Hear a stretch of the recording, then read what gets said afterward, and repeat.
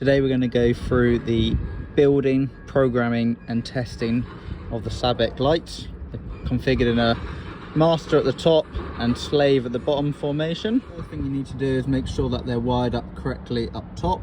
So you use a 4mm Allen key to open these up. So now you've got the front cover open. The first thing you need to check is that it's earthed correctly. So it's from there to there. And then the way it comes wired up at the factory is cable number 4, cable number 2, cable number 1, cable number 3 in PV minus.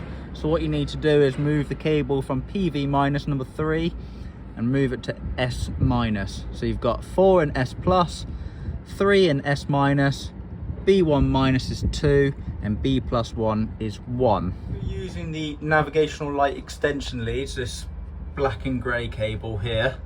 I'll show you how to wire it up. Fit the cable into the power distribution box. What you need to do is find what fuse it's been selected. So in this case, number 4 is for nav lights.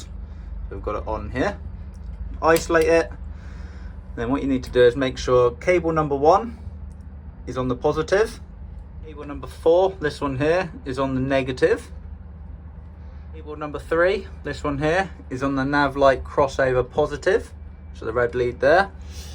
And cable number 2, this one here, is on the nav light negative.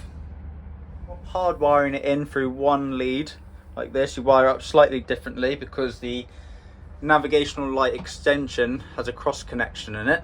So with this one, what you do, if you're wiring it up just hardwire style, number 1 still goes into the positive. So again, we've got 4 as nav light, so number 4, just isolate that.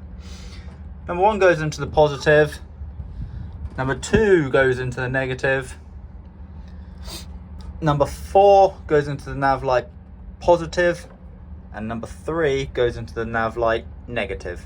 Once you're happy that they've all been wired up correctly, you can turn the power on to both of them, and then we can move on to the programming side. To program the Sabik nav lights, you'll need the Sabik control app found on the App Store, and you'll need to get the logins for it from Hydrosphere. And once you've logged in, you'll be presented with this page here. So as you can see, we've already programmed these, but we'll go through how to program it. So we've got main and secondary. That shows that they're both getting power. Program up the main or master lantern. Click in here. You'll find the device.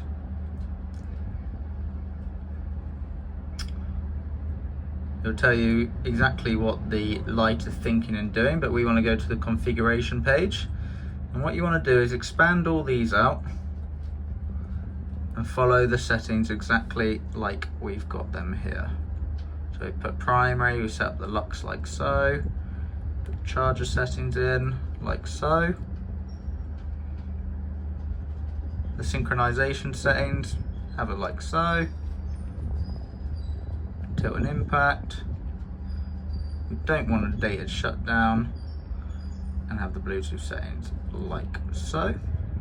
Once you're happy that you've programmed up like that, close that page up and go back into the next one. So this is going to be the secondary one or the slave one, however you want to word it.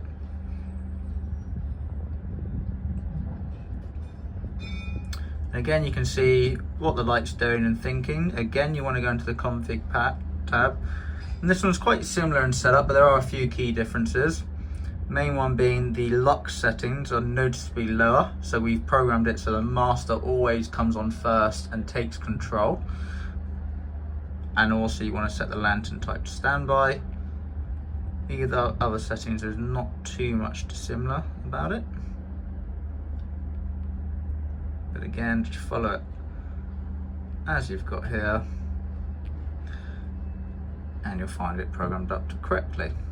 The easiest way to ensure that these have been installed correctly and programmed correctly is to block up the light sensor with a bit of electrical tape, and making sure on your Sabik control app that the lux level that's showing is lower than the lux level that you've selected. So in this case, we've gone for 90. It's currently showing 43. And that is why this is currently operating. which means that with them both on, the standby light is not currently operating, which is exactly how we want it. So what we're going to do now is isolate power to the master, and then the slave should acknowledge that there's no power at the master and then activate. Isolate power to the master and leave the power on for the slave, and then we'll see whether the master deactivates and the standby kicks in. So with no power to the master, the standby's found that and it started working. Because it's set to a lot lower level of lux than the master, you may have to hold your thumb over it because the electrical tape may not be a low enough threshold.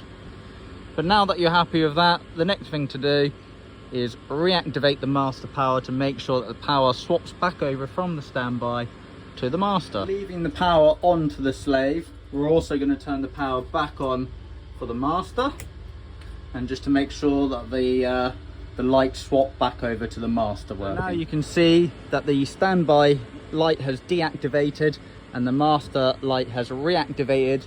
You can say that the nav light has been wired up, installed, programmed correctly, and that you are happy for this to work.